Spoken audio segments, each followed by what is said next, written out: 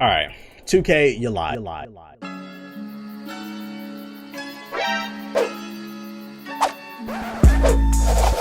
Since this is the last podcast, NBA 2K20's demo came out.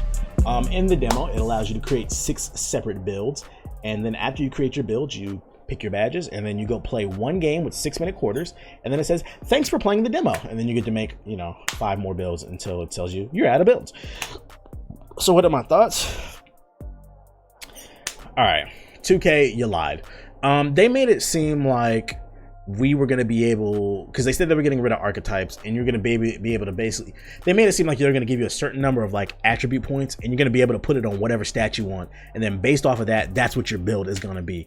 But when you create your character, there's a set of pie charts, and there's the shooting stat, there's the playmaking stat, the slashing stat, and the defense stats. There's four pieces in each pie.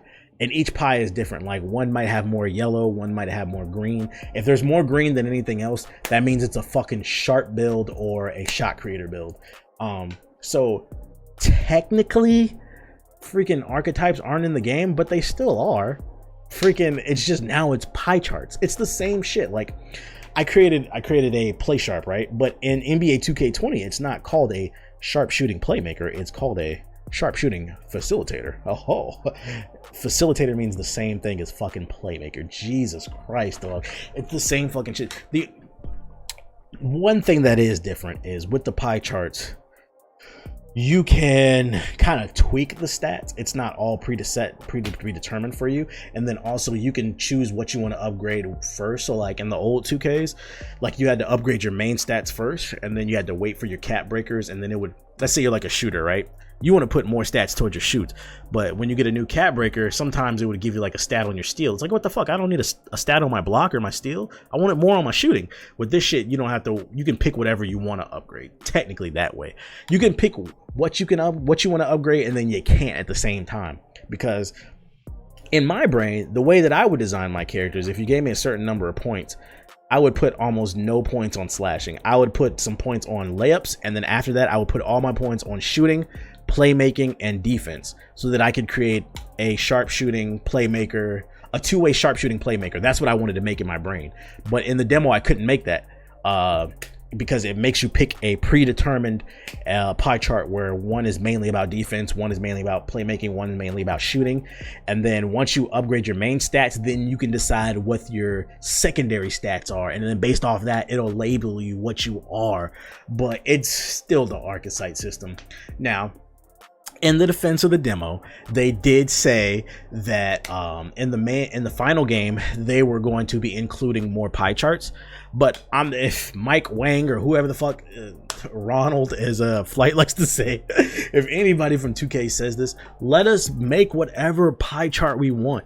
Let us just give us like 1,000 stat points and say put it on whatever the fuck stat you want, and then based off of that, that's what our player is. Stop trying to make us, motherfuckers want customization. I don't care about slashing. I want to shoot, I want to pass, and I want to play defense. And give me some layups. I don't really care about dunking or none of that shit, or catching alley oops and none of that shit, bro. So that was disappointing. On the gameplay side of things, all right, so one thing I'm on the fence. I don't know how I feel about this. They changed it to where custom jump shots are going to be in the game, but now, back when in all the other games when you would make a custom jump shot, you could pick the speed of the shot.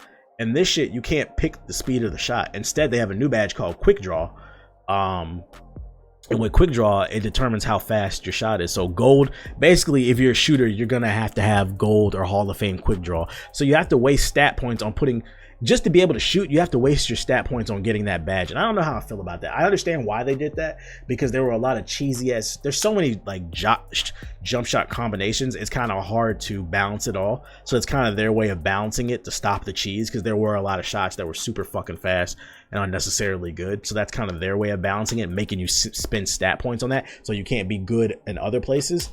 But I don't know, I'm kind of on the edge about that. I got to see when the full game comes out how I feel about that. Other badges, I like the Intimidator badge. Basically, you stand in front of somebody, everybody get to be a lockdown. Some people won't like that, but because it basically rewards bad players. But I'm a good defender in my opinion, so it's only going to make me better. I fucking the floor general badge is really cool. The clamps badge is fired. That is a much. For the most part, I like the new badge, and I like I had to give them a positive. I like the badge system. Period. The way it works is based off your stats, you get a certain number of points that you can allocate towards your badges, and you can pick whatever badge you want. That's pretty dope. Now, granted, if you put all your stat points on like defense and you don't have high defense attributes, them badges are only going to do so much for you. But if you're kind of on the edge, like you're in that 70-75 range, it can take your defender to the next level, putting in those stat points, those badge points on the defense points. Or I'm bad at English. I apologize. Let me take a swig of this lemonade.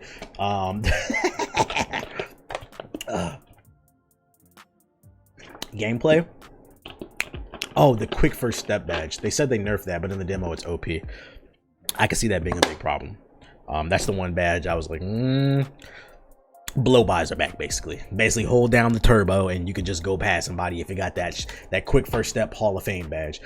So they said they nerfed it for the final build. They said this demo is an old build, so let's see when the full game comes out. But it does have me a little worried that blow-bys are back.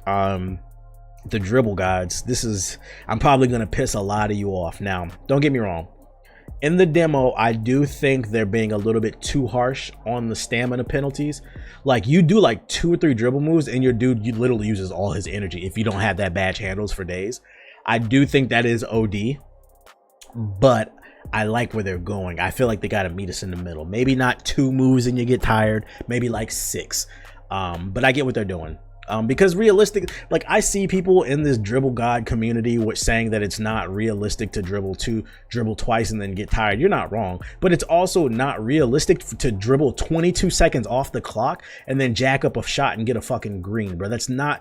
I'm sorry, you people have never played sports, dog. Y'all have never played ball before where you're just doing that. Like, you do all that, you're gonna get tired eventually. So it seems like with 2K20, they're putting more of an emphasis on IQ. Like, it cracks me up that the 2K community always talks about IQ, but most of you motherfuckers don't have any IQ. When I hear the word IQ, I hear good team ball.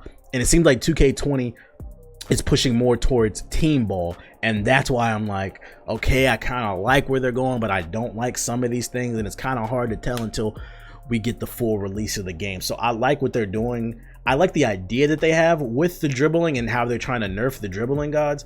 I just think it was poor execution. I think you should give them a little bit more energy, but meet us in the middle. It was a little too nerfed, but don't go too far right and give them a bunch of energy, because then that's bullshit, bro. It's nothing worse than hopping in the pro-am, hopping in the rec, and dealing with a fucking dumbass park player who comes in there and dribbles off the whole fucking clock and then jacks up a shot, and then we lose because of that shit. I don't play with randoms a lot, but every once in a while, you just want to get a game in and just ball, bro. You don't want to wait for your friends because they're at work or they're at school and you have the day off. And it's annoying when you play with randoms and you got that one dumbass who thinks that shit works in the park, works in the fucking pro-am or the rec. I mean, it just does not work. Keep that shit in the park. So we'll see how they balance that out. Other gameplay mechanics that I like the defense. The shooting felt good when you had quick draw on. Like I said, I just don't understand. I don't know how I feel about that. The small forward builds. Oh, I've seen a lot of people complaining about that. Yeah, they do need to be buffed. For some reason in the demo, when you make the small forward shorter, they get better. But like, the small forward is the 3 spot. The 3 is in the middle, right? So your guards, the 1 and the 2 are the smaller players. They're usually faster and they usually shoot better. They usually pass better. But that's in exchange for height. They're usually smaller. But the 3, he's not a big, but he's not a guard. It's somewhere in the middle. The 3 to me is a jack of all trades type position. Can shoot a little bit, can handle a little bit, play defense, because they have that height. They have the athleticism still a little bit, but they're not quite a guard. They're not a center or a power forward. But for some reason, it seems like 6'5", 6'6", or whatever the small forward, like small heights are in the game. It seems like that's the only way you can get a viable small forward. I don't think that's cool. I get they're trying to nerf the fucking 6'10" lockdown small forwards, that cheesy ass build, but yeah, they definitely need to buff them, because it seems like none of the small forward builds can really shoot that well or dunk that well, and like the stats just didn't seem that great. But the bigs, mwah. Y'all hated bigs last year. I made point guard builds because I'm running the point this year for the team, but I made a couple big builds. I made a rebounding rim protector, I think. And oh my lord, I put his what was his inside dunk up or something like that, so he could dunk a little bit. He was a slashing rebound rim protector, and oh my god, I put Hall of Fame contact finish on him, and just basically give me the ball down low, and he was literally unfucking stoppable. They said that they nerfed the takeover for the bigs or the post scorers or whatever, but in terms of like just general big moves, it seems like the bigs are going to be a problem this year too. And I really look forward to seeing what Chaos in the group does with his post scorer when he makes one. If y'all hated post scores last year, y'all probably gonna hate him again this year. It is what it is. But overall, the demo, it was cool to get hands-on time with it. But I will say, what the fuck was the point of it? Because you gave us an old build, and this is my critique if anybody from 2K sees this shit. My main problem is you guys put out an old build, and then you hopped on Twitter and you basically said everything that you played was null and void. Like, first of all, 2K community, stop making these fucking best build videos when Mike Wang said that there's going to be more pie charts in the game. How do you have the best build for a game that's not even out, and there's going to be more builds in the actual release? But also on the developer side of shit, why did you guys put this out and not give us more pie charts? Like, get a better feel for the game. And then also, you guys are listening to the community way too much, bro. The 2K devs, like, I get you're trying to get the community involved, but and learn from fucking Apex Legends, dog. The community does not know everything, bro. Some of these dudes are stupid, dog. Some of the stupidest people I ever ran with are randoms. There's a reason I only play with friends for the most part, because like most of this community, I'm not saying that y'all aren't basketball fans, but y'all aren't students of the game. You motherfuckers just like Steph Curry jacking up threes. You like James Harden doing his little step backs and his handles and jacking up threes and mid ranges and shit. Like, you like that stuff because it's sexy, but you're not an actual student of basketball. You don't understand how the game works. And I feel like the developers are taking too much advice from these people when they're trying to quote unquote be the #1 basketball simulation game in the community. And you can't be that when you're listening to a bunch of people who swear they want simulation, but they're asking for arcade features, if that makes sense. Like, fucking Ronnie 2K made a whole list of features. We want this, that, and the third fix, and some of it did need to be fixed.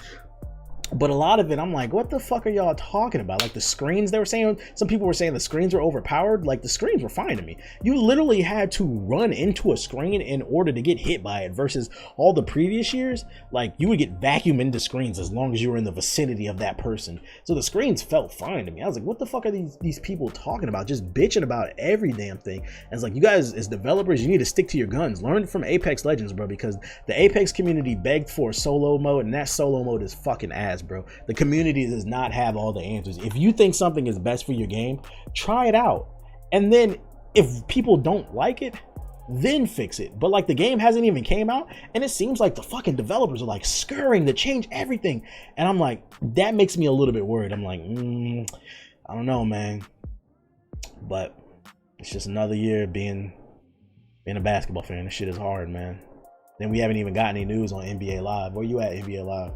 I'm one of the few people, like, I don't get me wrong, I enjoy 2K. I'm a huge basketball fan, but I'm a basketball fan first, and I'm really rooting for NBA Live to get their shit together. But it's looking spooky over there, man. Fucking, they did an AMA, which is an Ask Me Anything on Reddit with the developers, and that shit was quiet. I haven't heard any news come out of that, bro. It got delayed. I don't know, man. I don't know how I feel about the 2K20 demo, because like I said, everything is null and void. It was an old build. They're changing a whole bunch of shit before the full game comes out. We still haven't even gotten the Marred Part fucking trailer, but at the time in which I'm recording this, you see the despair in my voice. Another year of being in the dark for NBA 2K. All I can say is I hope it gets better. Hey, thanks for watching my video. If you're new here, hit the subscribe button and tap the bell icon so you'll never miss another video. Also, consider pledging my Patreon. It helps keep the lights on. There's a link in the description box below. Peace.